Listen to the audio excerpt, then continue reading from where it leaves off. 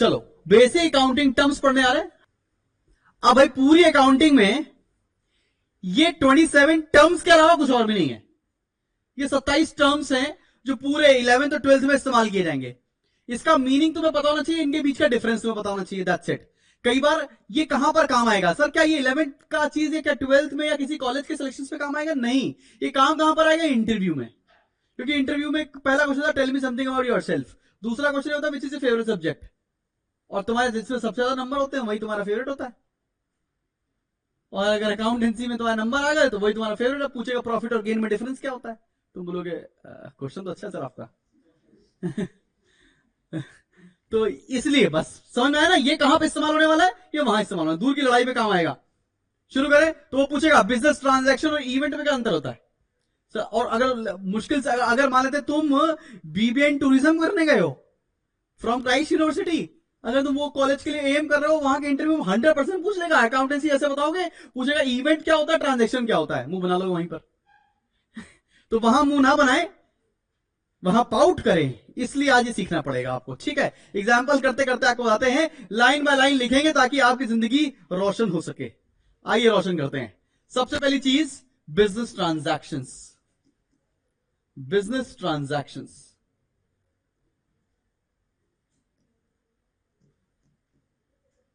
Business transactions. चल भाई, business transactions. कोई anybody who would like to tell anything, कुछ नॉलेज थ्रो करना चाहता है कोई? हाँ बेटा, स्कूल में पढ़ा है ना। फाइनेंशियल ट्रांजैक्शन, अच्छा व्हाट इज फाइनेंशियल ट्रांजैक्शन? मतलब कहना क्या चाहते हो? Books sir books. अरे ट्रांजैक्शन क्या होता है भाई साहब? क्या तुम ट्रांजैक्शन एकदम लिटरल हिंदी मीनिंग बता सकता है कोई बच्चा? लेना देना हो गया सर, लेन देन ट्रांजैक्शन है। अभी तुम बोले financial, what is the business transaction? All financial transaction are known as business. अरे ठीक है, चतुर हो क्या बे? जवाब सही दो, ट्रांजैक्शन है क्या? बिजनेस की लेन देन, एग्जैक्टली। सो अगर एक भाषा एक सेंटेंस में लिखे जो तुम्हारी मैम को पसंद है या स्कूल के टीचर को, तो लिख लो। आओ लिखते हैं। It is an economic activity, it is an economic activity, it is अच्छा इकोनॉमिक एक्टिविटी। अगला क्वेश्चन क्या होता है? ऐसी एक्टिविटी जिससे पैसे का लेन देन हो रहा है, वो इकोनॉमिक। इकोनॉमिक मतलब पैसा, ठीक है ना। It is an economic activity of the business, of the business. It is an economic activity of the business. यहां तक कंप्लीट नहीं हुआ। दैट चेंजेस, ये लाइन इंपॉर्टेंट है, that changes its financial position, its financial position। Sir हमको यह नहीं पता कि फाइनेंशियल पोजीशन क्या होती है। फाइनेंशियल पोजीशन का मतलब क्या होता है? एनीबडी? फाइनेंशियल पोजीशन क्या होती है?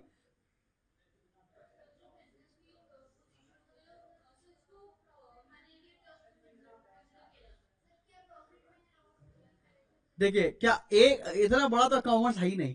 फाइनेंशियल पोजीशन का अस्तित्व और हिंदी में मीनिंग यह है बॉस, असेट और लाइबिलिटी में छेड़खानी। अगर कोई ट्रांजैक्शन, इकोनॉमिक ट्रांजैक्शन आपकी फाइनेंशियल पोजीशन पर इफेक्ट डाल रहा है, उसको क्या बोलेंगे? Business transaction. कोई दिक्कत वाली बात है? या तो असेट बढ़ जाए, कम हो जाए, लाइबिलिटी बढ़ जाए, कम हो जाए, ऐसा होने वाला कोई भी पैसों का लेन देन क्या कहलाएगा आपके लिए? Business transaction. क्या समझा ले जाओगे? एग्जांपल लिख के बता दें, पक्की बात, लिखो एग्जांपल लिखो।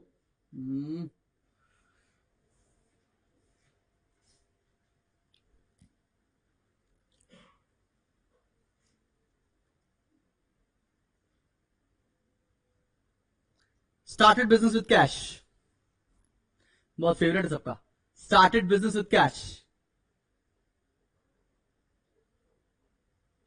Purchase goods, started business with cash, purchase goods, sold goods. क्या ये ट्रांजैक्शन नहीं है? कैसे है ट्रांजैक्शन? क्योंकि ये पैसों का लेन देन हो रहा है, कहीं ना कहीं पैसा इन्वॉल्व है और हमारी फाइनेंशियल पोजीशन को छेड़ रहे हैं, एसेट्स बढ़ रहे, लायबिलिटी बढ़ रही है, सब कुछ हो रहा है, कोई दिक्कत वाली बात हो रही। सर अगला क्वेश्चन मुश्किल, सर ये इवेंट क्या होता है? हाँ भाई, हाँ Sinha ji, result of business transaction. Event क्या होता है सर? जैसे आपकी शादी फिक्स हुई, ट्रांजैक्शन है, रोका, ट्रांजैक्शन होता है, ठीक है। उसके बाद लड़ाइयां हो रही हैं, वो इवेंट है, ठीक है। लड़ाई, सॉरी, घूमने जा रहे हैं, उसके बाद वो इवेंट है, लड़ाइयां तो सच है, ठीक है। अल्टीमेट ट्रूथ, ठीक। तो इवेंट लिखेंगे सभी लोग, इवेंट लिखेंगे, इवेंट लिखेंगे। Consequence of transaction, consequence of transaction, अंग्रेजी ज्यादा लग रही है, रिजल्ट ऑफ ट्रांजैक्शन। कोई दिक्कत वाली बात तो नहीं है? Result of transaction.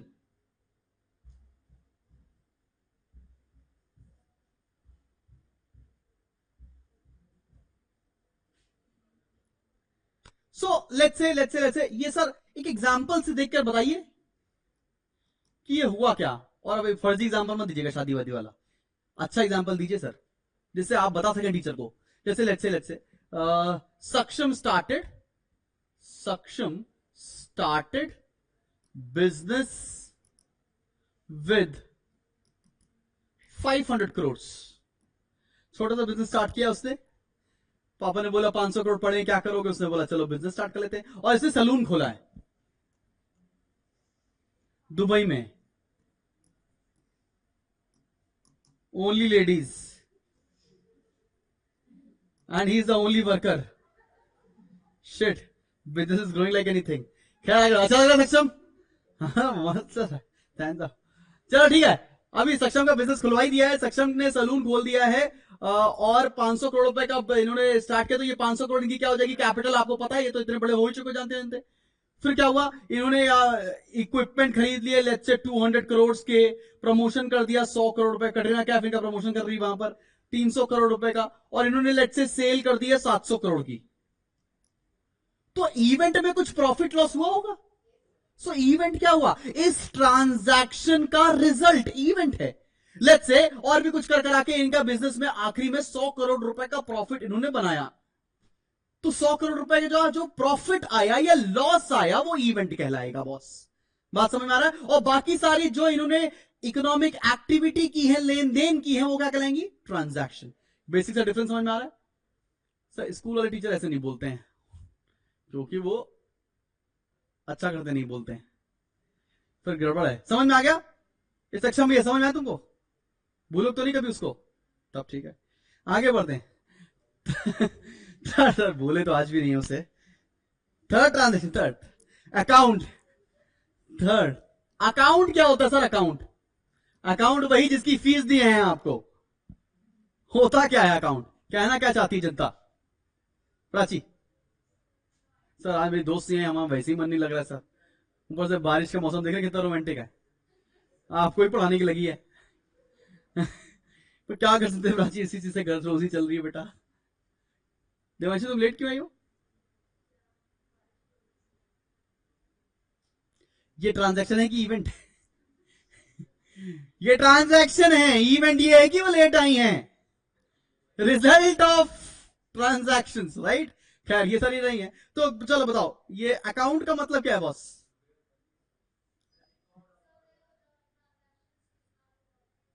अच्छा ठीक है। और अकाउंट क्या होता है? बैंक अकाउंट होता है सर, इसमें कुछ भी नहीं है हमारे। Sir please explain business transaction once, please watch the video again. अबे वंश, वीडियो देख पे। हाँ बताओ, अभी पढ़ा के अभी भी निकले हैं, बताओ भैया बताओ, जल्दी से बताओ, अकाउंट का मतलब क्या होता है?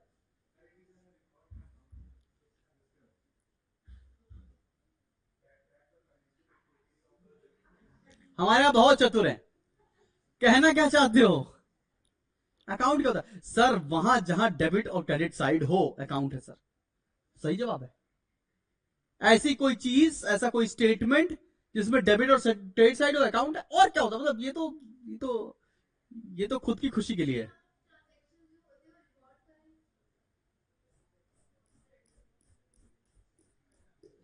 कोई और अच्छा हिंदी में कोई बढ़िया देसी एकदम भाषा में, जहां पैसे रखे वो अकाउंट है, जहां से ट्रांजैक्शन होते हैं वो अकाउंट है।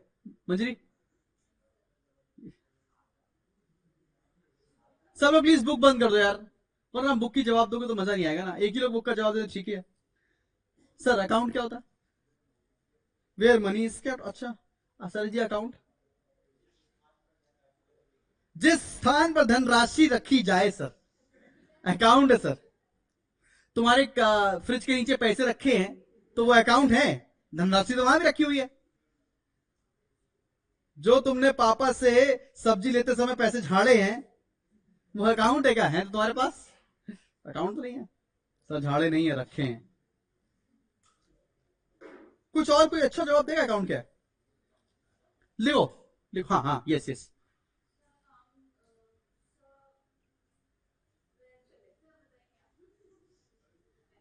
गाली बकने जा रही थी क्या? सर आप रहने दीजिए सर, कुछ निकल निकल गया मुंह से बुरा लग जाएगा आपको। आए बड़े अकाउंट पूछ रहे हमसे। लिखो, it is a ledger record, it is a ledger record, it is a ledger record in a summarized form. It is a ledger record in a summarized form. It is a ledger record in a summarized form of all transactions, of all transactions, of all transactions that have taken place, that have taken place, that have taken place, that have taken place with a particular person, with a particular person during a specified time. Yeah, with a particular person, by इतना लिखो sir, इतना लिख के आना पड़ेगा, कभी आएगा ही नहीं ये क्वेश्चन, बस तुम्हें पता होना चाहिए। क्या होता है कि भाई जितनी भी लेन देन हुई है अगर उसको एक लेजर के फॉर्म में लिख दें, अकाउंट है सर, कोई दिक्कत वाली बात तो नहीं। जैसे लेट्स से सक्षम की बात कर रहे थे हम लोग, याद रखो ये कहां गए सक्षम? नहीं आप बिल्कुल ठीक है मैडम, हम आपको कैसे गलत कह सकते हैं? देखिए देखिए सक्षम का ये भैया देखो भैया, सक्षम की अगर सारी हरकतें एक लेजर में लिख दी जाए, लेट्स से ये कैपिटल लेकर आए तो टू कैपिटल, सुनते चलो, लेट्स से ठीक है, कुछ भी खर्चा किया तो यहां लिख दिया, कुछ भी चीजें हुई वो इनके लेजर में समराइज फॉर्म में लिख दी गई, तो ये क्या कहलाती है? अकाउंट। कोई दिक्कत वाली बात नहीं है प्राची। लेजर अगले लेजर क्या होता है? जब हम जर्नल के ट्रांजैक्शंस को अकाउंट वाइज सेग्रीगेट करते हैं वो लेजर कहलाते हैं। ठीक है ना, बात समझ में आ रही है? कोई दिक्कत वाली बात नहीं। सक्षम के अकाउंट में अगर हमने सब कुछ सक्षम का एक लेजर बनाया है जिसमें उसके द्वारा किए गए सारे ट्रांजैक्शन को स्पेसिफाइड समराइज करके लिख देंगे तो वो अकाउंट कहलाएगा। कोई दिक्कत वाली बात तो नहीं। जैसे बैंक में आपका एक अकाउंट है, ठीक है ना, खाता जिसे बोलते हैं हिंदी में। आगे बढ़े, क्या कभी कोई पूछेगा? नहीं। अगर कभी पूछे तो बता ले जाओगे। सक्षम का एग्जाम्पल लेते हैं हम लोग, और क्या बड़ा बिजनेस है। फोर्थ पर आते हैं। फोर्थ नंबर क्या लिखा था हम लोगों ने? कैपिटल। ये मैंने तुमको जब तुम इतने बड़े आए थे कोचिंग में तब से सीखा था, तुमने आज बड़े हो चुके हो तो आंख दिखा रहे हो हैं। कैपिटल क्या होता है? कैपिटल यार हम घर से कुछ भी लेकर आए नया बिजनेस स्टार्ट करने के लिए, वो कैपिटल है। 500 लेकर आए, 500 करोड़ रुपए लेकर आए, कैसे भी कुछ भी लेकर आए, हो सकता है मैं बिजनेस स्टार्ट करते समय अपने साथ इक्विपमेंट्स लेकर आ रहा हूं तो वो भी हमारे लिए कैपिटल करेंगे। ठीक है ना? मनी इंट्रोड्यूस और गुड्स इंट्रोड्यूस और machinery introduce for setting up a business is known as capital. इसको भी तो वन लाइन लिखना पड़ेगा। लिखो भैया, लिखो लिखो लिखो लिखो आओ। Amount invested bye, amount invested by a proprietor,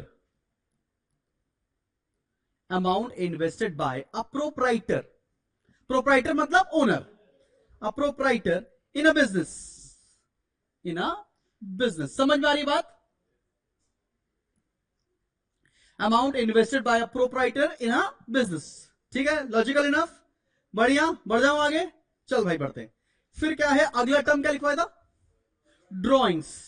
ये वो चित्र नहीं है जो तुम स्कूल में बनाया करते थे। ड्रॉइंग्स का मतलब क्या है बॉस?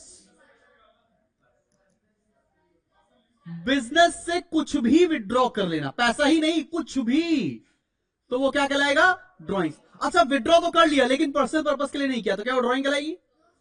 अगर हम बिजनेस से कोई भी पैसा सामान पर्सनल पर्पस के लिए निकाल रहे हैं तो वो ड्रॉइंग। मतलब अगर सक्षम के सैलून में बाहर वाले लोग का अगर सर्विसेज दी जा रही है तो उनके बिजनेस की है, लेकिन अगर मान लेते हैं हम लोग पहुंच गया, हम लोग का भी मतलब लेडीज था, लेकिन मतलब छोड़ो ना, सब बातों में नहीं आ रहा है, ठीक है। अब ड्रॉइंग्स में लिख कर क्या आएंगे? लिख कर क्या आएंगे? लिख कर क्या आएंगे? लिख कर क्या आएंगे? लिखो एनी कैश और value of goods, any cash or value of goods withdrawn by the owner, withdrawn by the owner for personal purpose, for personal purpose, उसे क्या बोलते हैं अपन लोग? ड्रॉइंग्स। ठीक है। अगला टर्म लिखवाया था मैंने आपको, लाइबिलिटी। लाइबिलिटी, लाइबिलिटी कौन है? वो है सर लाइबिलिटी। रिस्पॉन्सिबिलिटी हो तो तुम अपने मां बाप की लाइबिलिटी हो। अरे कैसी बातें कर रहे हैं सर, ये तुम किसकी तरफ इशारा कर रहे हो? दक्ष दक्ष कह रहा जो चीज पैसे ले लाइबिलिटी है, जिसके लिए पैसे पे करने पड़े। कैसी बह की बातें कर रहा लड़का? ऐसे मां बाप ने हमें पैदा किया और फ्यूचर में हमारी पढ़ाई के लिए पैसा पे करेंगे तो हम उनकी लाइबिलिटी है। यही सर, ऐसे ही बच्चे आगे चल के ना बिगाड़ रहे हैं माँ को। तो क्या हम अपने माँ बाप की लाइबिलिटी है क्योंकि वो हमको पैसा पे कर रहे हैं? क्या अमन भैया? अमन भाई तुम्हारे बारे में ऐसा सुन नहीं सकता हूं मैं, देखो उधर मुंह कर लेता हूं। कोई सक्षम लाइबिलिटी क्या होता?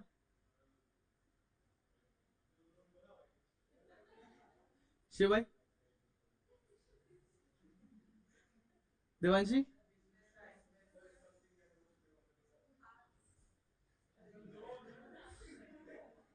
अपनी स्कूल की टीचर हूं क्या मैं? स्कूल की खुशियों में तालियां बजाऊंगा? ऐसा नहीं है भैया। होता क्या है लाइबिलिटी, बताना क्या चाहते हो? सर देखिए सिंपल सी बात है सर, जहां से पैसा निकले, बैंक से पैसा निकला बैंक लाइबिलिटी है, ऐसा नहीं होता भाई। देखो बॉस बड़ी सिंपल सी बात है, सिंपल सी बात है। लेकिन मैं तुम्हारा फोन ले लूं, मान लेते हैं स्कूल के टीचर ले लेते हैं ना आजकल, मान लेते हैं मैं तुम्हारा फोन ले लूं तो वो फोन मेरे लिए लाइबिलिटी है। ऐसी कोई भी चीज जो वापस करनी पड़े लाइबिलिटी है, ठीक है ना? और ऐसी कोई भी चीज जो वापस ना करनी पड़े एसेट है। बेसिक सा डिफरेंस है, बात समझ में? ऐसी कोई भी चीज आपको वापस करनी पड़ेगी वो लाइबिलिटी कहलाएगी। तो भाई एक लाइन में कैसे बताएं सर? चलो भाई लिखवाता हूं। Amount which the firm, amount which the firm owes, amount which the firm owes to outsiders, to outsiders, amount which the firm owes to outsiders, amount which the firm owes to outsiders। Clear है? मतलब मेरा कितना बकाया है बाकी लोगों के लिए, वो लाइबिलिटी है। अब लाइबिलिटी के बहुत सारे क्लासिफिकेशन कर दिए गए हैं तो उसे क्लासिफिकेशन भी देख लेते हैं। एक होता है इंटरनल लाइबिलिटी, इंटरनल लाइबिलिटी। एक होता है बच्चे लोग external liability, internal and external liabilities. हाँ जी बिल्कुल सही है रोमित। इंटरनल मतलब क्या? जो बिजनेस के अंदर के लोगों को पे करना पड़ेगा। जैसे कौन? जैसे ओनर को पे करना है। कैपिटल क्या है? वो ही तो ओनर ही हो गया। जैसे ओनर्स को पे करना है वो क्या हो जाएगा? आपकी इंटरनल लाइबिलिटी। और बाहर वालों को जो पे करना है, क्रेडिटर्स को पे करना है, वो हो जाएगा आपके लिए एक्सटर्नल लाइबिलिटीज। कोई दिक्कत वाली बात तो नहीं। इंटरनल एक्सटर्नल कोई पूछेगा तो बता दोगे, मैं इसको और ब्रीफ करके लिख नहीं रहा हूं, ठीक है ना, चलेगा यहां तक। अच्छा, बेसिकली इसके अलावा एक लाइबिलिटी का भी क्लासिफिकेशन होता है जो आपको डिटेल में पढ़ाया जाएगा अभी आगे चल के 12th में, लेकिन अभी सुन लो। एक होती है बेटा non current liability, non current liability, और एक होती है करंट लाइबिलिटी। इसका अंतर क्या है? नॉन करंट मतलब जो तुरंत पे नहीं करनी है। तुरंत का मतलब अकाउंट्स में क्या होता है? 12 महीने के बाद पे करना। करंट लाइबिलिटी का मतलब क्या? जो तुरंत पे करनी, मतलब विद इन 1 ईयर पे करनी है, वो आपके लिए करंट लाइबिलिटी हो जाएगी। और नॉन करंट लाइबिलिटी क्या होती है? जो आपको 1 साल के बाद पे करना हो। समझ में आ जाएगा? कोई पूछेगा तो बता ले जाओगे, लिखने की जरूरत तो नहीं है। समझ में आ गई यहां तक बात? ठीक भाई, आगे बढ़ते हैं और अगले ट्रांजैक्शन पर, नहीं, अगले पॉइंट पर आ रहे हैं। और अगला पॉइंट क्या है? 4 पढ़ लिया हम लोगों ने, 5वें पर आ रहे हैं। 5th is assets. अब ये एसेट्स क्या होता है बॉस? Valuable things. तो अपने माँ बाप के लिए एसेट और लाइबिलिटी हो, दोनों है सर। कब जब रिजल्ट आता है तो लाइबिलिटी है सर, और जब तक नॉर्मल दिन चलते रहते हैं तो तब तक एसेट्स है सर।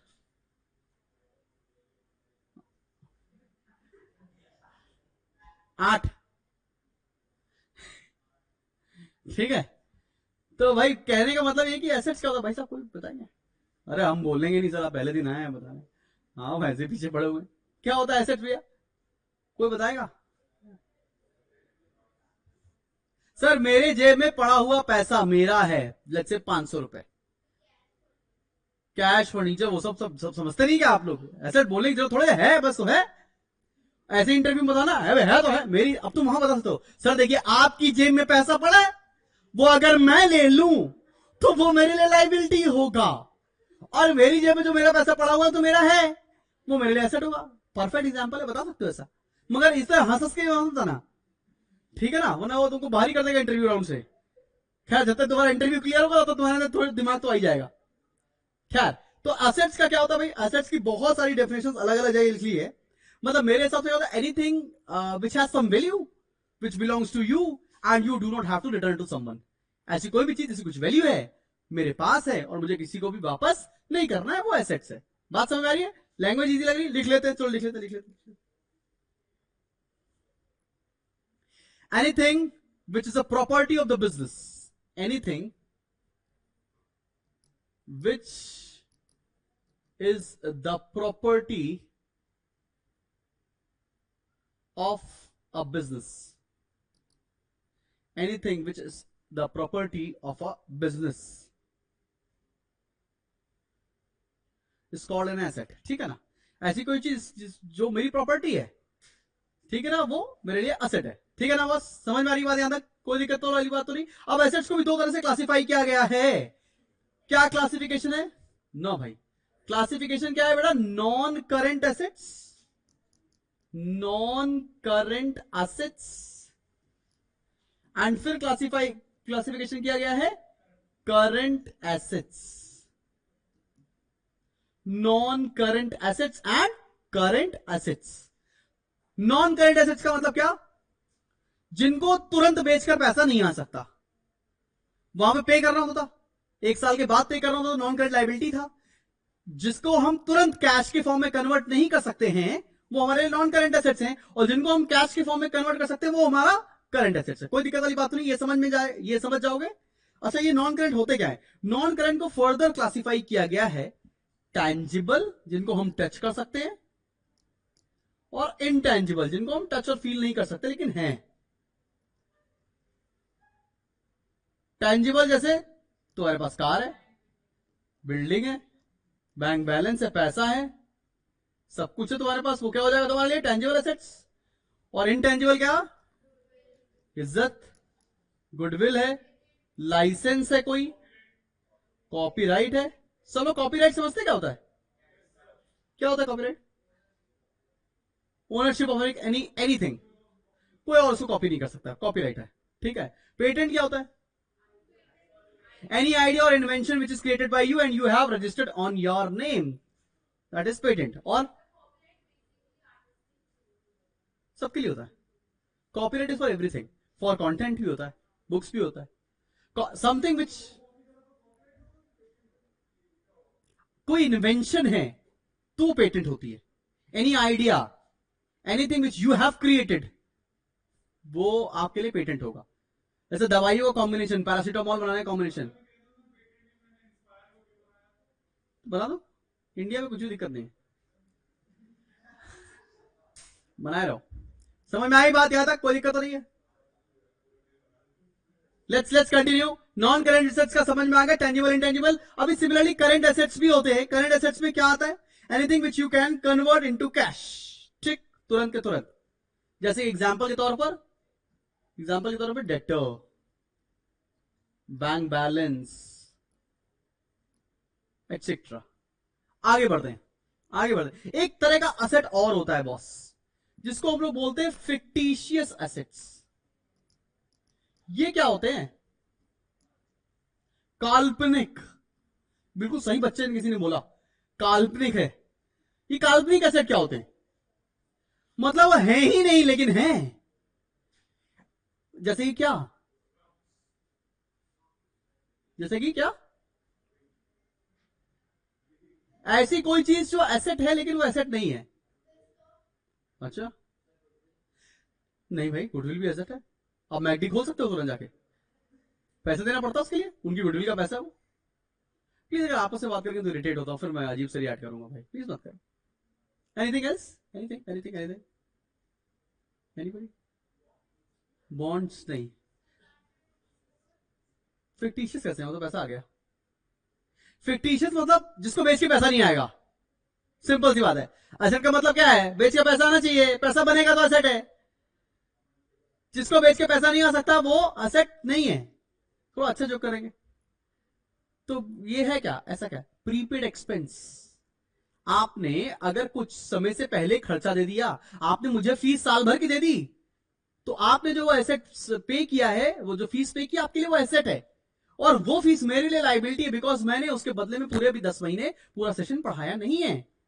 बात समझ में आ रही है मैं क्या बोल रहा हूं आपको? जैसे ही क्या आपने कर दिया एडवर्टीजमेंट. याद है वो वाला एडवर्टीजमेंट, पहले इस्तेमाल करें फिर विश्वास करें. किसका था? निर्मा का था ये घड़ी का था. और रंगीन कपड़ा भी खिल खिल जाए, किसका था? ये निर्मा का था. आज तक तुम्हें याद कैसे? अभी क्या टीवी में हाल आता है इनका? नहीं आता है. सौंदर्य साबुन क्या था? हाँ देखा, नहा ही रहे हो तुम बेटा उससे. कोई बात नहीं, ठीक है. खैर ऐसी बात नहीं करने वाले हम लोग. कहने का मतलब क्या है कि इन्होंने कई साल पहले एडवर्टीजमेंट पे खर्चा किया था, लेकिन इन कंपनीज को बेनिफिट आज तक मिल रहा है. ठीक है ना? तो ये क्या होगा उनके लिए? Fictitious asset. Deferred revenue expenditure बोलते हैं वैसे इसको. खैर अब इसके बारे में डिटेल में आएंगे तो आपको पता चलेगा. अगला टर्म है डेफर्ड रेवेन्यू एक्सपेंडिचर, उसके बारे में बात करेंगे. लेकिन फिक्टिशियस एसेट का मतलब समझ में आ गया? Anything which you can not realise in cash. खैर एक बार लिख लेते हैं उसको भी. लिखो, assets which can not be realise in cash. Assets which can not B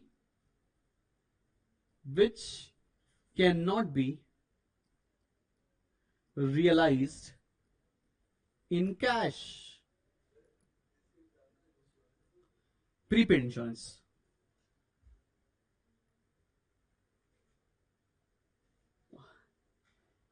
हाँ भाई अनीश, ठीक है भाई, समझ में आ रहा है यहां तक?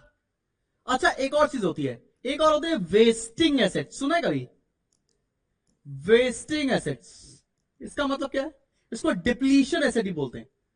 वेस्टिंग एसेट मतलब ड्यू टू इट्स यूसेज वो एसेट खत्म होते जा रहे हैं. जैसे क्या? जैसे कोल माइंस, पेट्रोलियम, जितने भी नॉन रिन्यूएबल सोर्सेज हैं, ठीक है ना, उसको हम यूज करते जा रहे हैं, वो खत्म होते जा रहे हैं. क्लियर है कि नहीं क्लियर? तो वो तुम्हारे लिए किस कैटेगरी में आ जाएंगे? वेस्टिंग एसेट्स की कैटेगरी में आ जाएंगे. क्या है यहां तक क्लियर है सबको? Shall we go ahead? एक और पढ़ लेते हैं. एसेट्स तक समझ में आ गया है भाई. एक टर्म है एक्सपेंडिचर. एक्सपेंडिचर ये क्या होता है सर? अगर एक्सपेंडिचर खर्चे होते हैं तो एक्सपेंसेस क्या होते हैं? सर सिंगुलर और प्लूरल है ही नहीं. एक्सपेंडिचर खर्चे हैं और एक्सपेंस हो गया खर्च, और एक्सपेंसेस क्या हो गए? एक्सपेंडिचर. आए मौत तुम्हें आती हो तो, है कि नहीं? चलो भाई लिखते हैं.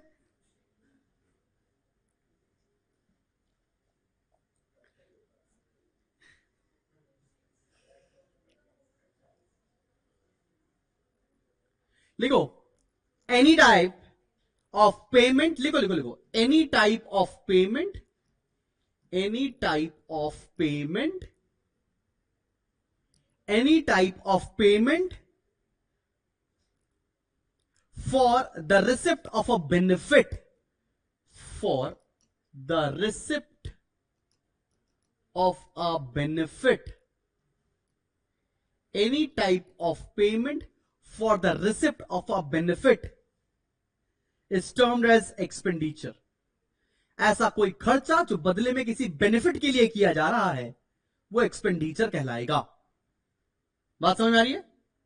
ऐसा कोई भी खर्चा जो किसी बेनिफिट इन रिटर्न के चक्कर में किया जा रहा है उसे एक्सपेंडिचर कहते हैं। Expenditure is further classified into two parts.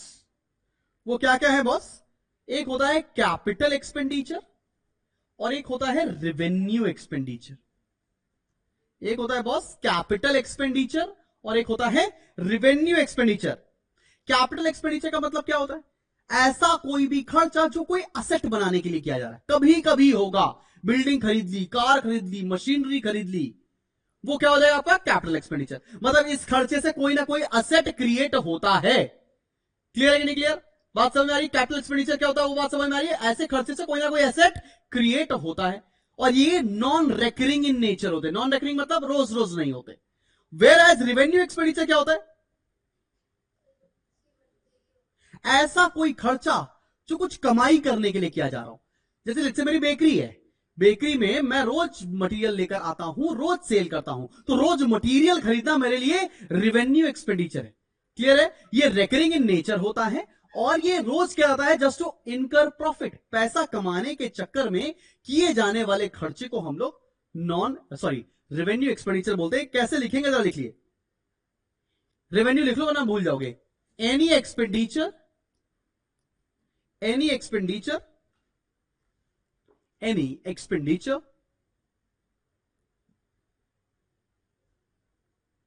The full benefit of which, the full benefit of which is received, the full benefit of which is received during one accounting period. One accounting period मतलब 12 महीने। during one accounting period, during one accounting period। और ये किस nature के होते हैं? Recurring nature के, रोजमर्रे में होते ही रहते हैं खर्चे। बात समझ में आ रही है आपको? यहां तक समझ में आ गया कि एक्सपेंडिचर क्या होता है? वो खर्चा जिसके बेनिफिट में, जिसके बदले में कुछ बेनिफिट मिलने वाला, वो एक्सपेंडिचर कहलाता है। एक्सपेंडिचर को दो पार्ट में क्लासिफाई कर दिया, कैपिटल एक्सपेंडिचर और रेवेन्यू एक्सपेंडिचर। कैपिटल एक्सपेंडिचर का मतलब क्या हो गया भैया? जो खर्चों से कुछ एसेट क्रिएट हो रहा है जो कभी कभी होता हो, वो कैपिटल एक्सपेंडिचर है। और रेवेन्यू एक्सपेंडिचर का मतलब क्या है? जिसका बेनिफिट एक साल के अंदर आप रीप कर लेते हो और ये रेकरिंग नेचर के होते हैं, रोजमर्रा में होते रहते हैं। ठीक है, बात समझ में आ गई यहां तक? चलो भाई चलो, रेवेन्यू एक्सपेंडिचर से मेरी बेकरी है, ठीक है ना? उस बेकरी में लेट्स से मैं केक बनाने के लिए मशहूर हूं, तो केक बनाने के लिए रोज जो मैं फ्लोर खरीद के लाता हूं वो मेरा रेवेन्यू एक्सपेंडिचर है। ठीक है, ये मेरी कोचिंग इंस्टीट्यूट है, यहां पर जो मैं एसी पे खर्चा कर रहा हूं ये मेरा रेवेन्यू एक्सपेंडिचर। लेकिन एसी खरीदने, एसी के बिल पर जो खर्चा कर रहा हूं वो रेवेन्यू है, एसी खरीदते समय जो खर्चा किया वो कैपिटल है। समझ में आ गया? डिफरेंस समझ में आ गया? कोई दिक्कत वाली बात तो नहीं? अगला, इसी में एक और एक्सपेंडिचर होता है जिसके बारे में अभी मैं बात कर रहा था, उसको बोलते हैं deferred revenue expenditure. Deferred revenue expenditure, deferred revenue expenditure. ये डिफर्ड रेवेन्यू एक्सपेंडिचर क्या होता है भाई? ऐसा खर्चा जो एक साल हुआ हो लेकिन उसका बेनिफिट अगले कई सालों तक मिले। जैसे एडवर्टीजमेंट, मैंने बताया ना, एक बार एडवर्टीजमेंट किया, कई सालों तक उसका बेनिफिट मिलता जा रहा है, तो वो कौन सा कहलाएगा खर्चा? Deferred revenue expenditure. समझ में आ रही है बात? क्लियर है? Logical enough? इसका एग्जांपल लिख लो दोगे? सर एक्सपेंडिचर पढ़ाया तो एक्सपेंस पढ़ाना बनता है और एक्सपेंस पढ़ाने के बाद आपको छोड़ देंगे आज। ठीक है, अगला आइटम क्या है? एक्सपेंस, खर्चा, खर्चे, जो भी बच्चे बता रहे थे खर्ची। चलो भैया, एक्सपेंसेस। सर कोई बताएगा अभी एक्सपेंस क्या होता है? खर्चे। रोज पूछने आ जाते हैं। खर्चे होते हैं, हो रहे हैं, होता क्या है मतलब कॉस्ट, वो तो जर्नल हो गया। डेली एक्सपेंस, अरे वही तो डेली एक्सपेंस क्या है साहब, डेली खर्चा। और क्या, लिखो भैया, cost incurred, cost incurred, cost incurred in producing and selling the goods, in producing and selling the goods, costs incurred in producing or selling the goods.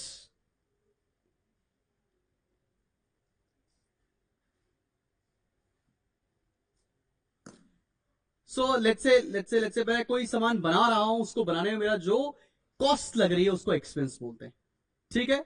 Expenditure उसको जो एक्वायर करने में लगता है वो होता है, ठीक है ना। जैसे मैंने एसी खरीदा, इस एसी खरीदने में मुझे बेनिफिट मिल रहा है इसलिए मैंने एसी खरीदा, तो एक्सपेंडिचर है।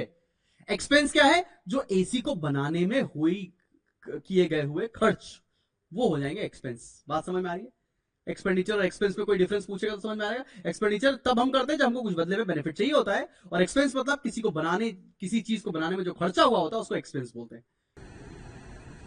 चलो अगली हेडिंग डालते हैं अपन लोग, इनकम, और ये हमारी हेडिंग नंबर है 11th, इनकम।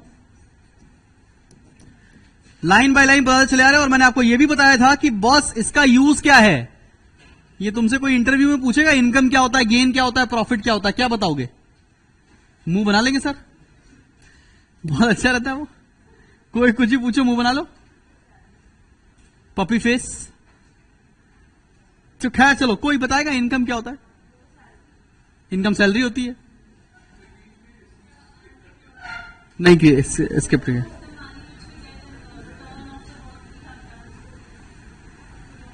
अगर आप बात करेंगे तो I won't feel good. Else article 51 है, उठ के जा भी सकते हैं। अच्छा, how is revenue different from income? Sir हमें खेलना ही नहीं है सर ये वाली। रेवेन्यू कमाया जाता है मेहनत से, और इनकम अपने आप आ जाती है प्यार से। ये कौन है बे ये प्यार से आ जा रही है? क्या होता है इनकम? सोचो, पढ़े हो, अंग्रेजी आती है। अंग्रेजी माध्यम स्कूल आईएससी के बच्चे बैठे हैं मैक्सिमम, सीएससी के बैठे हुए। देखा, आई अब अंग्रेजी वाली डेफिनेशन। हाँ फिर से एक बार, यस यस। हमें पूछ रहा हूं इनकम क्या होता है, प्रॉफिट क्या होता है? एक 1 by 1। हाँ,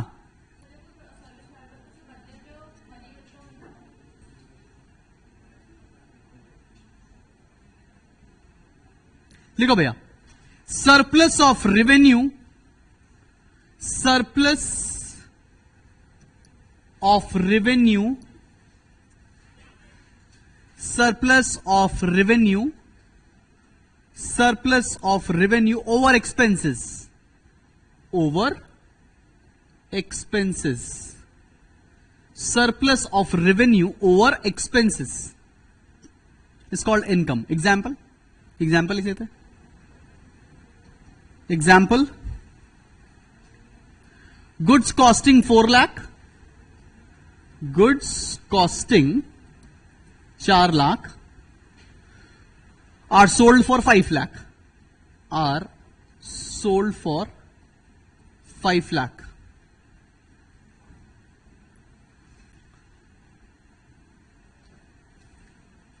तो इनकम कितनी हो गई? इनकम कितना हो गया? 1 लाख। इनकम हो गई बॉस 1 लाख। कैसे निकाला? 5 में से 4 माइनस कर दिया। अब अगला क्वेश्चन, रेवेन्यू क्या है? यहां पर तो 3 आइटम लिखे हुए हैं, 4 5 1। रेवेन्यू क्या है? 5 लाख। मतलब जितने पे भी आप सामान बेच रहे हो, सामान बेचकर जो भी पैसा आ रहा है बॉस, वो रेवेन्यू है। जितना सामान को बनाने में खर्चा हुआ है वो एक्सपेंस है, एक्सपेंडिचर नहीं है। वो एक्सपेंस है, तो एक्सपेंस यहां पे कितना आया? 4 लाख। तो रेवेन्यू में से एक्सपेंस माइनस कर देंगे तो क्या कॉन्सेप्ट आएगा? इनकम का। क्लियर है? यहां तक लिख लिया आपने? अगले हेडिंग डालो, प्रॉफिट। अगले हेडिंग डालेंगे प्रॉफिट। इतना कंफ्यूजिंग टर्म्स है ना ये, जो जब तक जिंदा रहोगे तब तक कंफ्यूज रहोगे। Profits,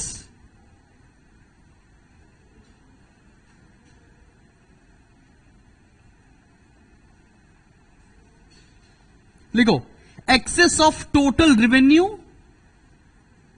access of total revenue, excess of total revenue over total expense, over total expense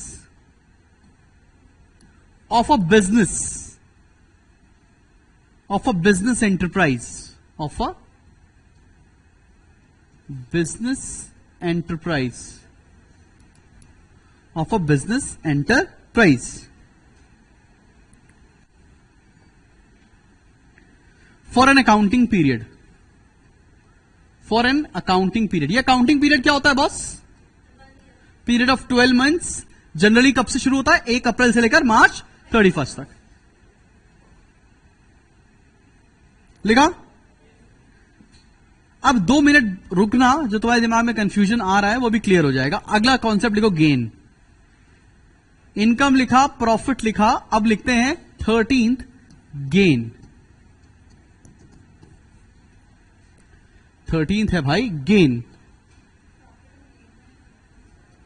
profit, income और गेन में अंतर क्या होता है? ये तीनों तो एक ही ऐसे दिखते हैं हमको, तो वही बताने की कोशिश कर रहे हैं.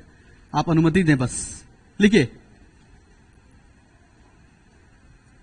Profits resulting from events, profits resulting from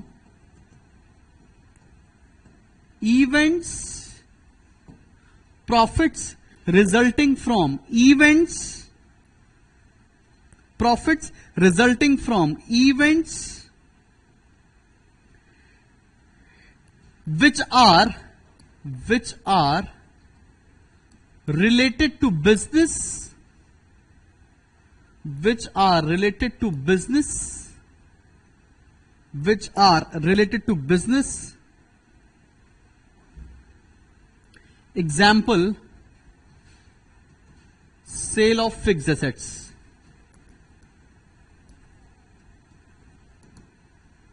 cell of fixed assets.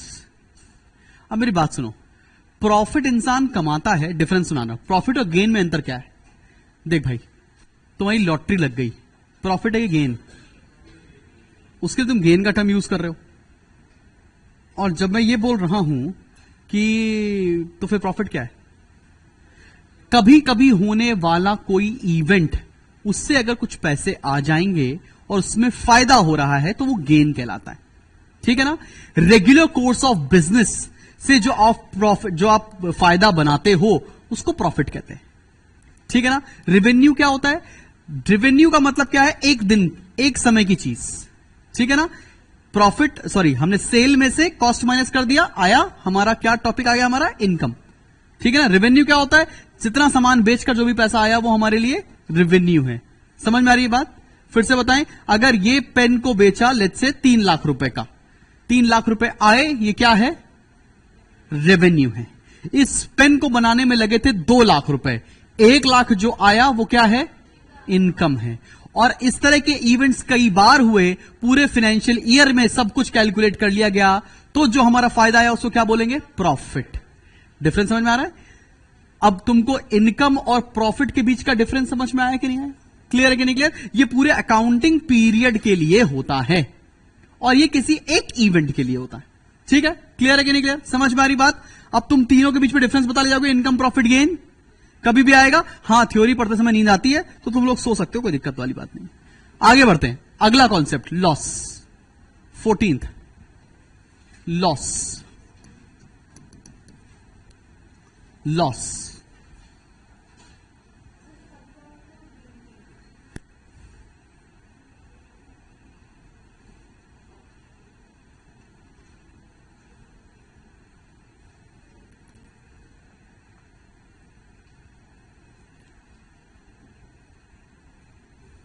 Loss का मतलब क्या है भाई? देखो, व्हेन टोटल एक्सपेंसेस, देखो डेफिनेशन नंबर 1, एक एस्पेक्ट ये है, when total expense exceeds total revenue. बराबर है ना बात? जब हमारे खर्चे ज्यादा हो जाएंगे कमाई से तो लॉस है। पहला केस। दूसरा केस क्या हो सकता है? डेफिनेशन नंबर 2, कोई चोर आया और बिजनेस के गुड्स लेकर चला गया तो भी तो लॉस ही हुआ, loss by theft. Definition number 2 क्या हो सकता है? पहला लिख लिया आपने, when total expenses exceeds total revenue, लिखा। दूसरा लिखो बॉस सभी लोग,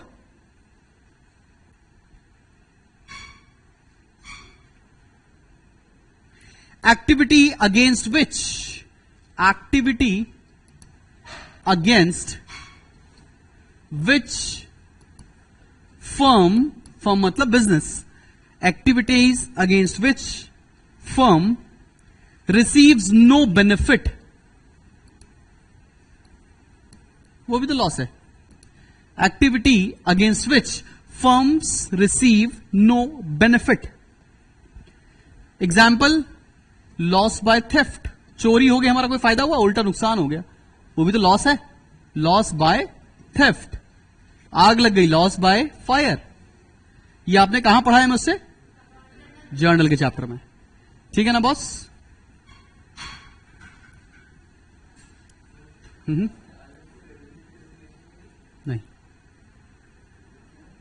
क्योंकि आगे लिखवाएंगे।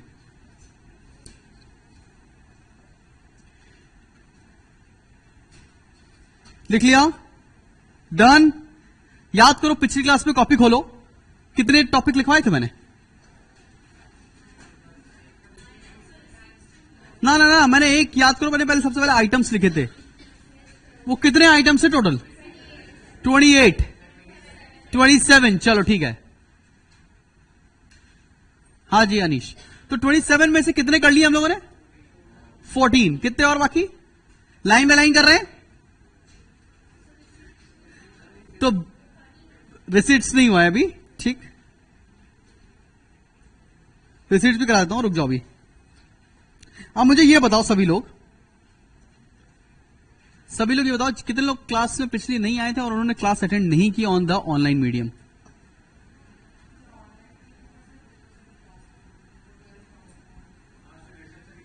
तो 10 मिनट में सही करा दिया था मैंने, वो 10 मिनट बाद मैंने वो सही करा दिया था। उसके बाद देयर आफ्टर वो आपके फोन में आपके पास रिकॉर्डेड भी मिल गई थी, पर जहमत नहीं उठाई देखने की। तो आप लोग का ऑनलाइन सब्सक्रिप्शन कैंसिल कर देते हैं? क्योंकि आप कहां करते हैं ऑनलाइन क्लास यार? वो तो आपको फैसिलिटी दी गई ना, जिस दिन आप किसी भी कारणवश नहीं आ पाए क्लास में। अगर मैं ऐसे बोलूं तो आप लोग आ जाए, मैं बोला है आज नहीं होगी क्लास, जाओ, तो तुम्हें गाली बकने का मन करेगा। तो बोलो यार ये कैसे हो गया यार, व्हाट इज दिस? तो just because of any reason अगर आप नहीं आ पा रहे हो तो तेरा ही लॉस होगा। मैं कंसर्न हूं तुम्हारे लिए, इसलिए बोल रहा हूं कि अगर आप नहीं आ पाए हो तो एटलीस्ट वो जो क्लास में हुआ है वो देख के तो आ जाओ यार, वरना इट विल बी पूरा ब्लैंक। क्या सबने 6 जून को क्लास ज्वाइन कर ली थी? नहीं ना, सब अलग अलग डेट पे ज्वाइन करो और आगे तक ज्वाइन करते रहेंगे। अभी बैच ही कितना हुआ है यार, ठीक है ना? बट तुम्हारी तरफ से इनपुट तो होना चाहिए कि भाई अगर मैंने ज्वाइन किया, मेरा जो भी बैकलॉग है वो तुम्हें कंप्लीट करना है, तो तुम्हें कंप्लीट करने के लिए तुम्हारा समय निकालना पड़ेगा। ऑलरेडी इतना कम समय यार, हफ्ते में हम लोग 5 दिन इसमें बिजी है। वीकेंड्स में आप मोस्ट प्रोबेबली मेजॉरिटी बच्चा एंट्रेंस में पढ़ रहा है, जो नहीं पढ़ रहा आने वाले समय में पढ़ना शुरू कर देगा। कैसे कंप्लीट करोगे यार इतना? सो मेक श्योर यार 5 दिन के अंदर हम कंप्लीट कर लें एट योर कन्वीनियंस। बाकी तेरी मर्जी भाई, बार बार थोड़े ना बोलेगा कोई, बड़े बच्चे हो गए, सब कुछ थोड़े माँ बाप बोलते हैं, और कोई पुश स्ट्रैटेजी थोड़े ना पढ़ाने। मेरी जिंदगी में एक ही बात थोड़े काम है कि तुम्हें सिखा दूं कुछ। That is your responsibility to learn something if you want to, else everything is perfectly fine. और रशिया और यूक्रेन में वॉर भी बंद हो चुका है, दुनिया में सब सही चल रहा है, अपना अपना देखते हैं सब लोग। मेक श्योर आप हो करो, ऐसे कोर्सेज आते रहेंगे, कोचिंग आगे में आप बच्चे बैठे हैं, आपकी जगह कोई और बैठेगा, things will go on. But तुम एक लॉस पे आ जाओगे। एंड अकाउंटेंसी का रिजल्ट तो आप सभी को पता ही है, नहीं पता क्या? बता दो, नहीं पता? इंडिया में अगर हम सब्जेक्ट की रैंकिंग निकालते हैं, बहुत आईएससी सीबीएसई की बात कर रहा हूं, पहले बात करेंगे आईएससी की, फिर बात करेंगे सीबीएसई की। अगर हम रैंकिंग वाइज निकालते हैं रिजल्ट एवरेज बेसिस पर, जितने बच्चों ने दिया है पेपर पैन इंडिया, सबसे लास्ट में जो सब्जेक्ट आता है वो अकाउंटेंसी है। सबसे कम स्कोर करने वाला subject out of all the subjects present in this country, उसमें अकाउंटेंसी है। आप कंपेयर करते हैं कुछ मेन सब्जेक्ट से, physics, chemistry, mathematics, biology, political science, history, geography, economics, English, psychology, सारे सब्जेक्ट्स अगर हम ले लेते हैं 12th क्लास में, तो सबसे कम परसेंटेज इसमें आई है वो है अकाउंटेंसी। आईएससी में ये है 43%। Out of all the students last year 48 से 50,000 बच्चा था आईएससी बोर्ड में जिसने अकाउंट्स ऑप्ट किया था, तो 100 में से ऑन एन एवरेज हर बच्चे के 43 नंबर आए। आईएससी में ये चीज बढ़कर हो गई, सीबीएसई में ये चीज बढ़कर हो गई है 57। कंपैरेटिवली सीबीएसई का पेपर आसान आता है आईएससी से इन अकाउंटेंसी, बैलेंस्ड आता है इसे हम बोल सकते हैं। आईएससी में it is hell difficult, paper pattern change हो गया एकदम से and you will be getting lesser marks. हमारी कोचिंग में आपको रिजल्ट बताया था मैंने, आपको नहीं बताया रिजल्ट अभी तक? सुनो रिजल्ट सुनो, ये सब शो ऑफ करने के बैनर लगा के भी मैं ये सारी चीजें कर सकता हूं, पर सुनिए, highest in accountancy is 95 in our coaching, ठीक है ना? आईएससी की बात कर रहे हैं। CBSE highest in accountancy is 100। आपको डिफरेंस साफ साफ दिख रहा है। More than 93 students have scored 100 on 100 in economics, 153 students have scored 100 on 100 in commerce. बस जो अकाउंटेंसी का हाईएस्ट है वो 95, 93, 91, 91, 90, 5 बच्चे हैं बस। पैन इंडिया की बात कर रहा हूं। सो चीजें डिफिकल्ट हैं और ऐसा नहीं है कि बोल ही देना कि डिफिकल्ट है। अकाउंटेंसी अभी तो अपने को ये जो सब पढ़ा रहे सब बेवकूफी है, कुछ नहीं आनी काम क्या आएगा? लेजर, ट्रायल बैलेंस, बीआरएस, ये सारी चीजें जो पढ़ाऊंगा प्रैक्टिकल। लेकिन मुझे पढ़ाना क्यों जरूरी है? बिकॉज स्टूडेंट्स पोक करते हैं सर आपने वो थ्योरी पढ़ाई नहीं है, वो अभी तक कंप्लीट कराया नहीं है। So let me complete each and every possible theory topic with in 15 days, so that उसके बाद थ्योरी ना रह जाए हमारे बीच में करने के लिए।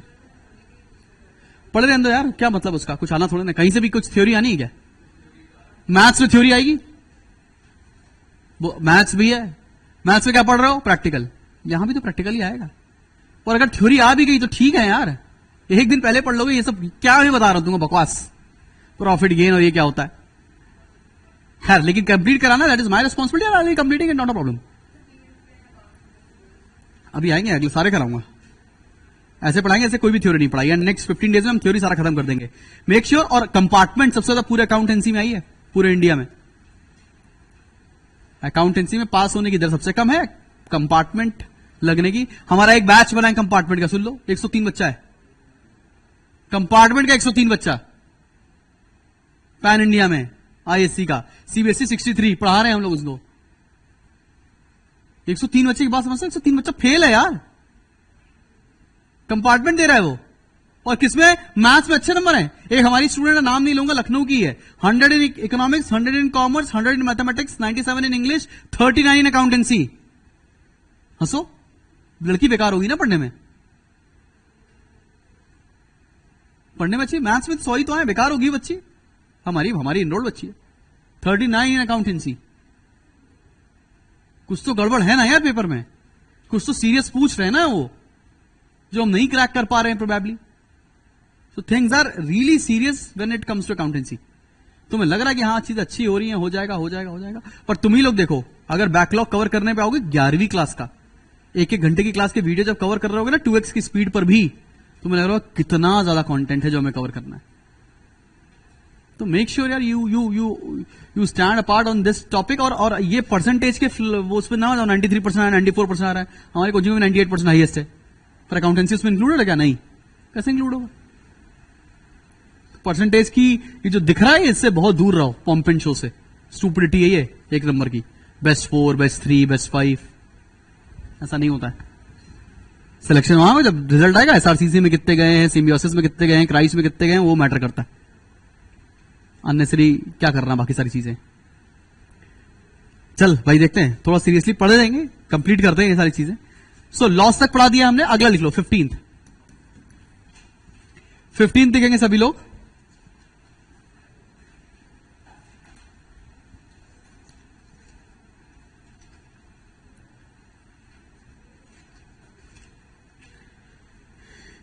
Receipts, RECEIPTS, receipts. अच्छा, रिसीट्स का मतलब क्या है?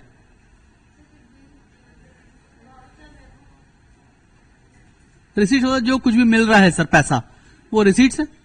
कहीं से भी कुछ भी पैसा मिलेगा, रिसीट्स है सर। ऑब्वियस सी बात है, किसी की कोई भी जरिया से अगर तुम्हारे पास पैसा आया तो वो रिसीट्स है। रिसीट्स को दो पार्ट में क्लासिफाई करते हैं, एक होता है कैपिटल रिसीट्स और एक होता है रेवेन्यू रिसीट्स। ऐसे क्लासिफाई करो जरा, capital receipts, revenue receipts.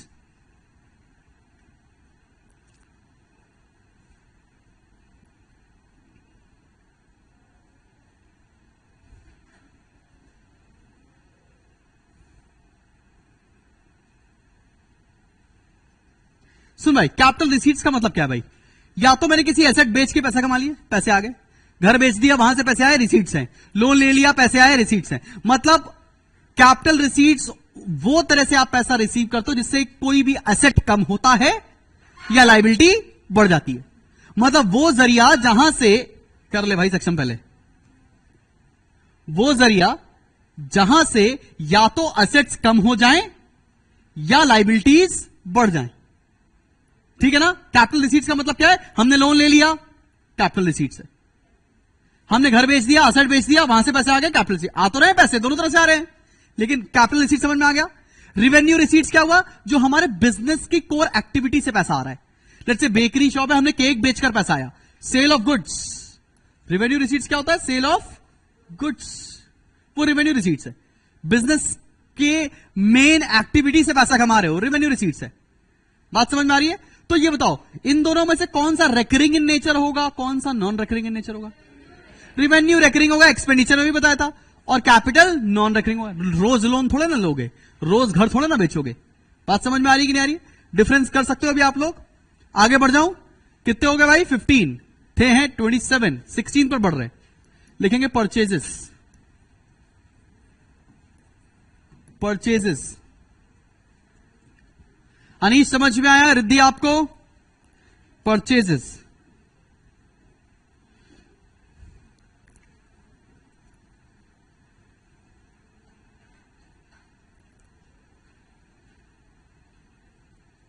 Anybody? किसी को लगता है परचेज क्या होता है? खरीदना। क्या खरीदना? कुछ भी खरीदना sir.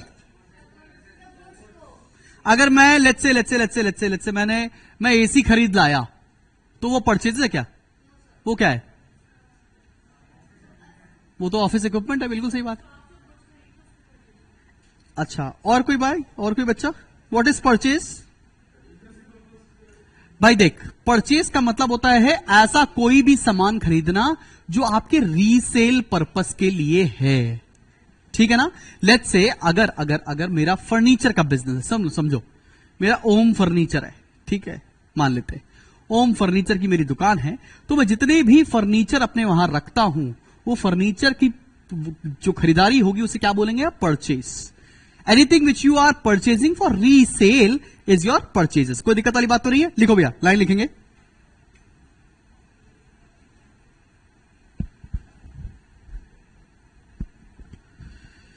The term purchases is used only for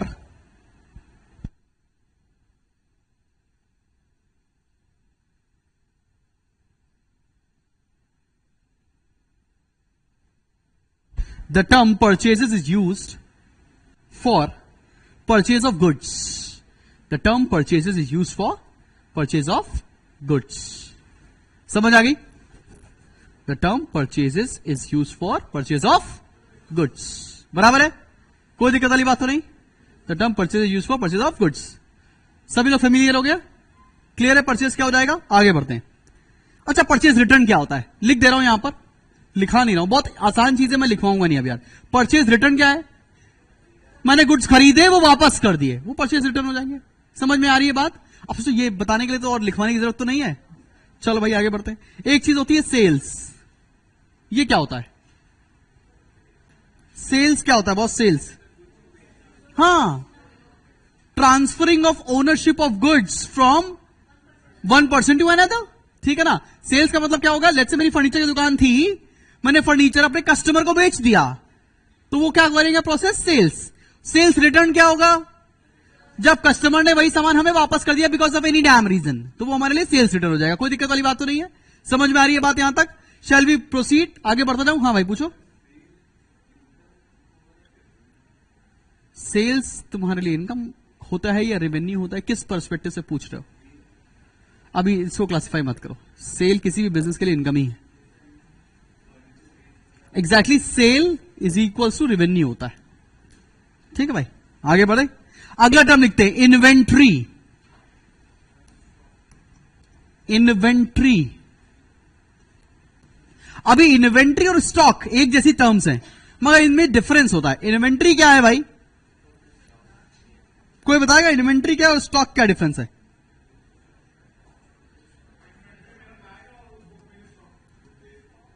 नहीं भाई, इन्वेंट्री और स्टॉक में डिफरेंस क्या है? इन्वेंट्री फॉर रॉ मटेरियल, हाँ yes it can be. Stock होता है readymade goods for sale. Stock का मतलब क्या है? Readymade goods for sale. मतलब से आप टेलीविजन बेचते हो तो तुम्हारे गोडाउन में कितने रेडीमेड टेलीविजन रखे हुए हैं वो तुम्हारा स्टॉक है, और कितने टेलीविजन बनाने का रेडीमेड मटेरियल रखा हुआ है वो इन्वेंट्री है। बात समझ पा रहे, डिफरेंस समझ पा रहे? इन्वेंट्री इज व्हाट, कि अगर जो हमारा फिनिश गुड जिससे बनता है वो इन्वेंट्री है, और स्टॉक मतलब फाइनल गुड। स्टॉक के अंदर लिखेंगे सभी लोग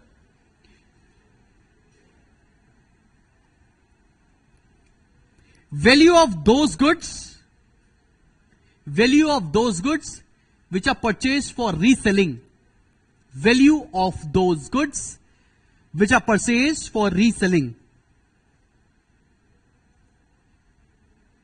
and which are lying unsold at the end of the year, and which are lying unsold at the end of the year.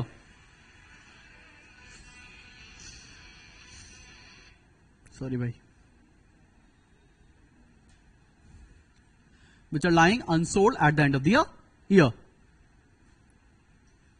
Stock दो पार्ट किया होते हैं, क्लोजिंग स्टॉक और ओपनिंग स्टॉक। ठीक है ना, क्लोजिंग स्टॉक और ओपनिंग स्टॉक। इन्वेंट्री क्या होता है भाई? इन्वेंट्री के चार पार्ट्स होते हैं।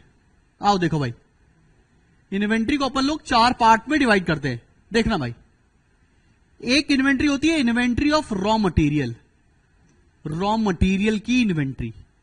एक वर्क इन प्रोग्रेस की इन्वेंट्री, एक फिनिश गुड्स की इन्वेंट्री, और एक स्टॉक इन ट्रेड की इन्वेंट्री।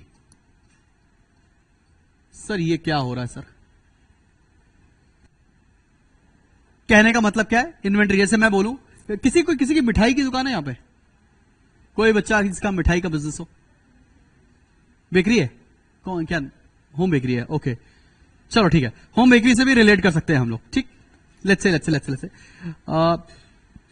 कितने केक का रॉ मटेरियल रखा हुआ है मेरे पास, कितना फ्लोर रखा हुआ है, कितनी क्रीम पड़ी हुई है, ठीक है, कितना स्वीट है, या जितने भी इंग्रेडिएंट्स रख रहे हैं वो सब क्या हो जाएगा मेरे पास? Raw material. मतलब लेट्स से मेरे पास 100 केक्स का रॉ मटेरियल रखा है, तो उसे क्या बोलेंगे? Inventory of raw material. ठीक है, फिर मैं बोल रहा हूं उधर 50 केक बन रहे हैं, that means inventory of work in progress. फिर मैं बोल रहा हूं वहां पर 300 केक बने रखे हैं, रेडी हैं, तो स्टॉक ऑफ फिनिश्ड गुड्स। मैंने बोला मार्केट में 1000 केक्स बेचने के लिए जा चुके हैं, stock inventory of stock in trade. क्या बात समझ पा रहे हो? इन्वेंट्री क्या होता है? Inventory includes all the possible combination of goods जो तुम्हारे पास बन सकते हैं, जो तुम्हारे पास बन रहे हैं, जितने बन चुके हैं और जितने मार्केट में बिकने के लिए गए हैं। कोई दिक्कत वाली बात तो नहीं? कभी कोई पूछेगा स्टॉक और इन्वेंट्री में डिफरेंस तो बता ले जाओगे? सब बच्चा पार्टी बता लेंगे? बॉस कोई टेंशन किसी को? Shall we go ahead? चल भाई बढ़ते हैं आगे।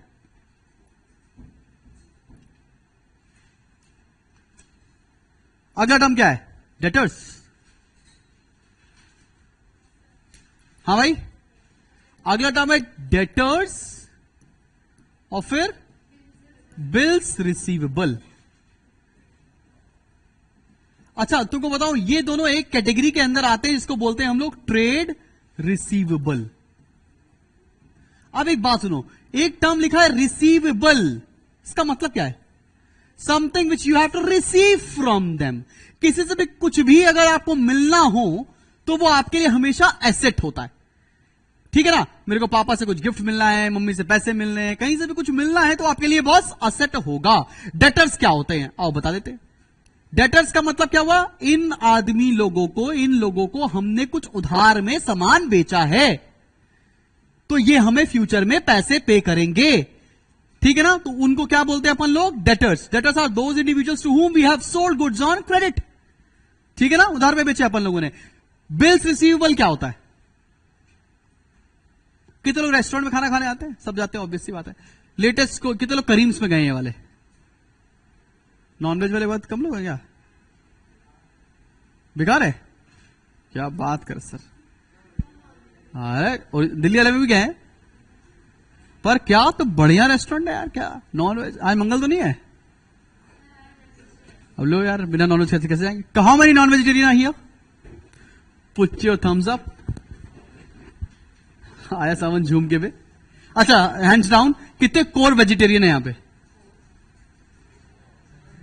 कोर वेजिटेरियन होता, कोर ना ना, कोर कोर प्योर नहीं, प्योर तो कोई नहीं है, core vegetarian people here, okay Prachi, stupid people, okay how many, raise your hand यार सारे अगर वेजिटेरियन वाले, कोई वेजिटेरियन नहीं है, यू आर वेजिटेरियन, नीचे नीचे क्यों, अच्छा you are also vegetarian, okay all the best, ठीक है। प्योर नहीं, वेजिटेरियन होना बहुत अच्छी बात है, पर हमसे रहा नहीं जाता है, तभी तो शक्ल और सूरत दोनों खराब है। खैर, तो बिल्स रिसीवेबल क्या होगा, लेट्स से आप एक रेस्टोरेंट में खाना खाने गए हैं, वो भाई साहब आपको क्या देगा और आप क्या देंगे उसको, तो पैसे किसको मिलने हैं, मतलब जिस बिल को देकर पैसा मिले, बिल्स रिसीवेबल है। ऐसा कहां पर होता है, ऐसा बिजनेस हाउसेस के बीच में होता है, ठीक है ना। आपने लेट्स से आपका कंस्ट्रक्शन का, कितने लोग का कंस्ट्रक्शन का बिजनेस होगा, किसी ना किसी का यहां पर कंस्ट्रक्शन का बिजनेस है, और ये कंस्ट्रक्शन का बिजनेस है, तुमने सरिया मोरंग सीमेंट बालू एक दुकान से मंगा ली, ठीक है ना, एक बिल आ गया और उस बिल का पैसा पे करना होगा, तो उसे क्या बोलते हैं, जिसको पैसा मिलने वाला है, बिल के थ्रू भुगतान होने वाला है, टू बी मोर प्रिसाइज, उसे बोलते हैं बिल्स रिसीवेबल, ठीक है ना। Money which will be receiving from that particular bill is receivable for you, और किसी बिल का पेमेंट तुम्हें करना हो तो that particular thing will be a payable for you. Clear है, क्लियर। अच्छा, रेस्टोरेंट में खाना खाने गए तो रेस्टोरेंट के मालिक के लिए वो रिसीवेबल है और तुम्हारे लिए क्या है, पेएबल। क्या बात समझ पा रहे, इसके ऊपर एक इंटायर चैप्टर जो हमको पढ़ना है वो आएगा बिल्स ऑफ एक्सचेंज, आगे चल के वो पढ़ेंगे। 23rd टर्म है हमारा क्रेडिटर और 24th है हमारा बिल्स पेएबल, यही है ना। अब इन दोनों को एक कैटेगरी में हम लोग क्लब करते हैं, इसको बोलते हैं हम लोग ट्रेड पेएबल्स। पेएबल्स टर्म में लिखा है, इसका मतलब ये लाइबिलिटी होने वाली, बिकॉज यू नीड टू पे समथिंग, राइट। सो क्रेडिटर कौन होते हैं, जिनसे हमने उधार में सामान खरीदा, ठीक है ना। लेट्स से मैं सामने टी टाइम वाली दुकान से 4 चाय पी के चला आऊं और पैसे ना दूं, तो मैं उनके लिए क्या होऊंगा, क्रेडिटर। क्रेडिटर कौन होता है, जिसको हमको पैसे पे करने होंगे, ठीक है ना। चाय वाला मेरे लिए क्या हो गया, creditor, because I need to pay certain amount, तो क्रेडिटर इज अ लाइबिलिटी। सबको समझ में आ रही है। बिल्स पेएबल क्या हो गया, अभी बता चुका हूं। बिल्स पेएबल का मतलब क्या होता है, हमें किसी बिल का पेमेंट करना है, so it's a liability for us. Detail में पढ़ेंगे कहां पर, जब हम लोग बिल्स ऑफ एक्सचेंज चैप्टर पढ़ेंगे। शैल वी गो अहेड, समझ में आ गई बॉस। अगला बताओ आइटम क्या लिखा हुआ है, गुड्स अभी लिखवाया दिया मैंने आपको, नहीं लिखा है, स्टॉक लिखवाया था ना, एक ही बात है। लिखो भैया गुड्स, लिखेंगे goods. all those things which are purchased for resale, all those things which are purchased for resale। ऐसा कोई भी सामान जो आपने खरीदा है रीसेल पर्पस के लिए, वो गुड्स है। all those things which you have purchased for resale, all those things which you have purchased for resale। Clear? Any doubt till here? Shall we go ahead? अगला आइटम क्या लिखा है, cost. लिखो भैया कॉस्ट, कॉस्ट।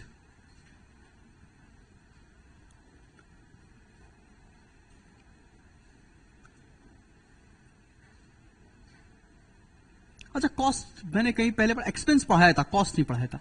लेट्स से मैंने एक machinery खरीदी है, ये मशीनरी है, अलग टाइप की मशीनरी है, मशीनरी है। ये मशीनरी लेकर आए, ये मशीनरी थी लेट्स से 10 लाख रुपए की। मशीनरी फिक्स कराने के लिए दिया 2 लाख रुपए और चालू कराने के लिए दिया 2 लाख रुपए। मशीनरी की कॉस्ट कितनी हुई? श्योर? लेट्स से तुम एक जीन्स खरीद के लेकर आए हो, मैडम की, लड़कियां खरीदेंगी, तो वो जीन्स आई 2000 रुपए की, तो 2000 रुपए की जीन्स खरीदी तुमने और उसकी फिटिंग में खर्चा कर दिए 3000 रुपए, तो जीन्स कितने की पड़ी तुमको? किसी को बताओ 2000 की पड़ी। तो मतलब कॉस्ट क्या होती है?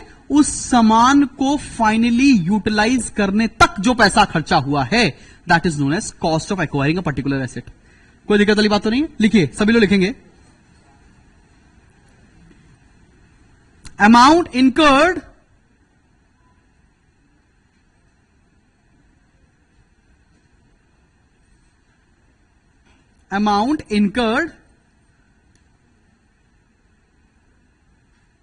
to a specified thing, amount incurred in acquiring a specified thing, amount incurred in acquiring a specified thing। समझ में आ गया कॉस्ट क्या है अभी? सर मेरे को अटेंडेंस रजिस्टर दीजिएगा। Amount incurred on acquiring a particular thing. आगे बढ़ते हैं बॉस। अगला आइटम क्या? वाउचर। और ये लास्ट है क्या? अच्छा 27 हो गया ना ये? हाँ भाई, वाउचर। वाउचर क्या होता है? तुम लोग कितने लोग अभी यहां पे पास में किसी मिठाई की दुकान पर कभी लाइन लगाकर हाथों में दोना लेकर बताशे खाए हो? सबने खाए हो, कोई झूठ तो बोल नहीं सकता।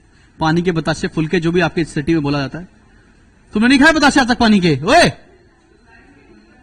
लाइन में डायरेक्ट गए तुरंत खाया है? शादी में नहीं खाया कभी? लाइन नहीं लगी कभी? अरे लाइन लगने का मतलब क्या है? ऐसे थोड़ा ना, अरे तुमको भी जरा, तुम भी वेट कर रहे होगे 4-5 लोगों के बाद तुमको नंबर आ रहा होगा, दैट इज ना लाइन है। क्यों? ऐसा थोड़ा ना कि तुम आए, भीड़ हट गई, अब वो केवल तुम्हारे हाथ में और लेकर तुम्हारे मुंह के अंदर ही खिला रहा है, ऐसा थोड़ा ना। ऐसे वाला जनरली ऐसे ही होता ना। तो आप जब किसी दुकान पे, अच्छी दुकान पे आते हैं, ठेले की बात नहीं कर रहा हूं, तो पहले आपको टोकन लेना पड़ता है। टोकन में लिखे होते हैं भाई 50 रुपए के 5 बताशे। फिर वही आप दूसरी के खाते हैं 20 रुपए के 25 बताशे, बात अलग है। और जो 50 रुपए के तुमने 5 बताशे खाए हैं, उसके ऊपर एक टोकन में लिखा होता है कि इन भैया को 5 बताशे खिला दो, इन्होंने 50 रुपए दे दिए हैं। ये लिखा होता है उसके ऊपर, ये लिखा होता है। तो वो क्या होता है? वो टोकन बोलते हैं, आप उसे वाउचर बोलते हैं। उनके लिए क्या है? वो टोकन। अब देखो, अगर अगर अगर अगर अगर तुम एक चार्टर्ड अकाउंटेंट बन गए, तुम्हारा नाम क्या है? हाँ, सार्थक है। जरा हमारे बीच में सार्थक है। आज सार्थक की कहानी सुना रहे हैं। सार्थक तुम्हारा दोस्त कौन है यहाँ पे? अरे ऊपर आओ, दुनिया देख रही तुमको, वो देखो। हाँ, खूबसूरत लड़का देखा तुम लोगों ने? हाथ देखो। हाँ, सार्थक कौन सा स्कूल? Saint Mary's RDSO. अच्छा, सेंट मेरीज से और कोई बच्चा है इधर? कल तुम लोग वायरल होने वाले हो। अंजलि कोई बात नहीं, इट्स ओके, खूबसूरत लड़के हैं। सो ये बताओ तुम्हारा नाम क्या भाई? जसप्रीत। प्यार से इनको लड़कियां जस्सी बोलती हैं, और करीब वाली और कुछ और, ठीक है ना? तो बात क्या है? बात इतनी सी, ये है चार्टर्ड अकाउंटेंट और इनकी है मिठाई की दुकान। ये 56 बोक के मालिक हैं। अब पैसा है इनके पास। अब देखिए क्या होगा, सुनिए। आप ऐसे खड़े होइए, नाटक चल रहा है लेकिन देखो। हाँ, तो फ्रेम में रहेंगे यहाँ सामने, आप फ्रेम में नहीं है। देखिए भाई साहब, अब क्या कर रहे हैं? ये चार्टर्ड अकाउंटेंट है, इनका बिजनेस बहुत तगड़े से चल रहा है। अब ये गए हैं इनका अकाउंट्स चेक करने कि ये जो टैक्स भर रहे हैं वो सही भर रहे हैं कि नहीं भर रहे। तो जाएंगे, ये इनका बुक्स ऑफ अकाउंट्स देखेंगे, इनकी देखेंगे बैलेंस शीट, इनकी देखेंगे income statement, profit and loss account, trading balance sheet, तो ये सब चीज देखेंगे, ट्रेडिंग अकाउंट, पीएल अकाउंट और बैलेंस शीट। लेकिन ये है दिमागदार, इन्होंने क्लास 11वीं में शुभम जगदीश अकाउंट्स पढ़ ली थी। तूने बोला हमको ये नहीं देखना है, हमें दिखाओ वाउचर कहां है तुम्हारे। वाउचर मतलब तुमने सबसे प्राइमरी डॉक्यूमेंट होता है। जैसे ये बोल रहे हैं कि हमने 10 प्लेट ही पानी के बताशे बेचे हैं, लेकिन भाई ने बेचे हैं 100 और टैक्स भरा है 10 पर। ये दिमागदार आ गया, इसने कहा ठीक है, पानी के बताशे बेचे कितने, लाओ टोकन लेके आओ सारे। टोकन 1 2 3 4 5 6 7 8 9। जब इन्होंने टोकन मांगा, 100 टोकन दो, भाई तुरंत गीले पड़ गए। सर थोड़ा ले दो के पैसे वैसे दे दिए, थोड़ा सा हो जाएगा, आपस में देख लेंगे। तो यही होता है आज की डेट में इंडिया में चार्टर्ड अकाउंटेंट करने का काम, पैसे इसमें बहुत मिल रहे हैं। हाँ, किससे? अब 10 टोकन दिखाए तो क्या होगा? देखो, टोकन है ही नहीं तो token, voucher is a legal document, source document है। अगर हमने बोल दिया है ही नहीं, हम जानते नहीं, पहचानते नहीं हो क्या,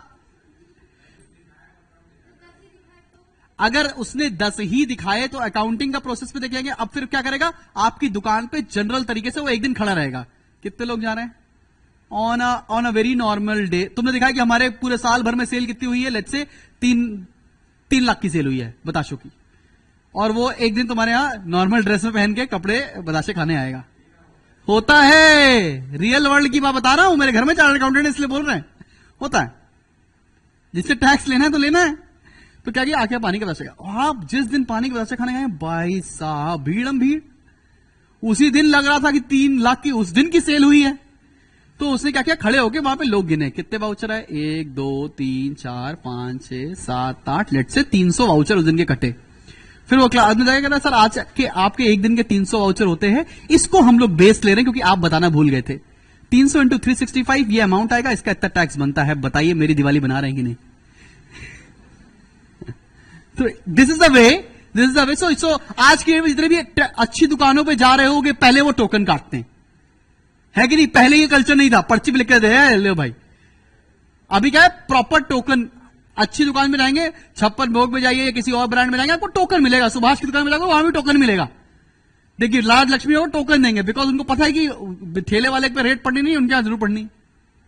ठीक है, तो वाउचर होता क्या है? बताते बताते कहां चले गए, लिखो भैया voucher. A document which provides the authorization, a document which provides the authorization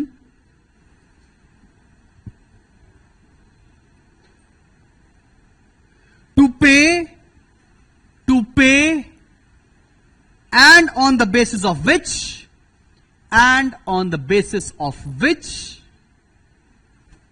the transactions are, and on the basis of which the transactions are.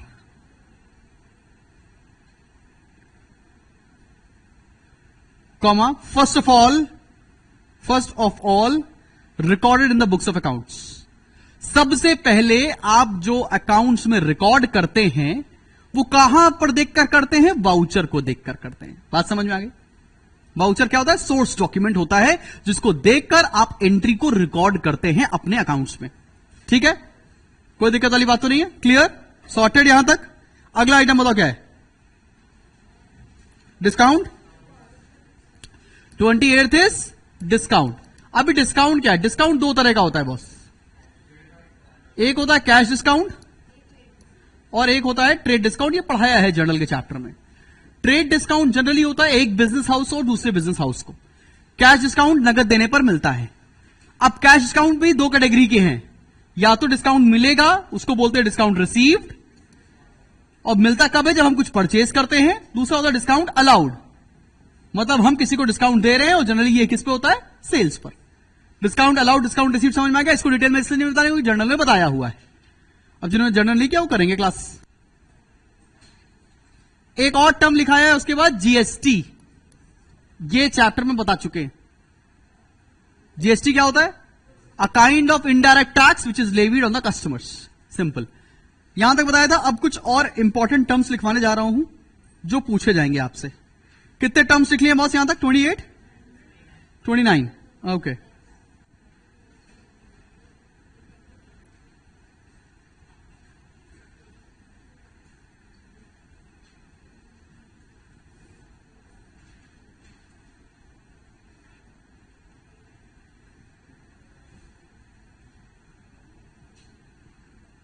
Shall we go ahead? चलो कुछ और इंपॉर्टेंट टर्म्स लिखवाने जा रहे हैं। जैसे एक term होता है बैड डेट्स, सुन लो खाली तो भी काम चल जाएगा। बैड डेट्स का मतलब क्या हुआ है? एक बंदे से हमें पैसे लेने थे, वो मना कर दिया देने के लिए कि हम देंगे ही नहीं पैसा। वो क्या हो गया? आपका बैड डेट्स। बैड डेट्स एक तरह का आपके लिए लॉस होता है। बैड डेट समझ में आ रहा है क्या? लिखने की कोई जरूरत नहीं, समझ लो। बैड डेट समझ में आ गया क्या है? एक टर्म होता है इंसॉल्वेंट। इंसॉल्वेंट वो नहीं मतलब पानी में घुल नहीं रहा है। इंसॉल्वेंट का मतलब क्या होता है? somebody who is declared bankrupt, कि भैया उनकी सारी प्रॉपर्टी कुछ है ही नहीं, उनके पास है ही नहीं कुछ, तो वो क्या हो गया? इंसॉल्वेंट। बात समझ में आ रही है? एक टर्म होता है, रेवेन्यू बता चुका हूं, ठीक है। एक टर्म होता है लाइव स्टॉक। लाइव स्टॉक पता क्या होता है? लाइव मतलब जिंदा स्टॉक, पोल्ट्री की इंडस्ट्री में होता है। अगर एक तुम्हारी बुचर शॉप है तो तुम्हारे लिए स्टॉक क्या होंगे? ठीक है ना, लाइव स्टॉक। अरे घोड़ा काटते हो, हाँ घोड़ा भी एग्जाम्पल है, अगर आपका कोई और बिजनेस है तो। That's it. यहां तक कोई तकलीफ किसी बच्चे को? कुछ लग रहा हो कि छूट गया तो basic accounting terms we are done with.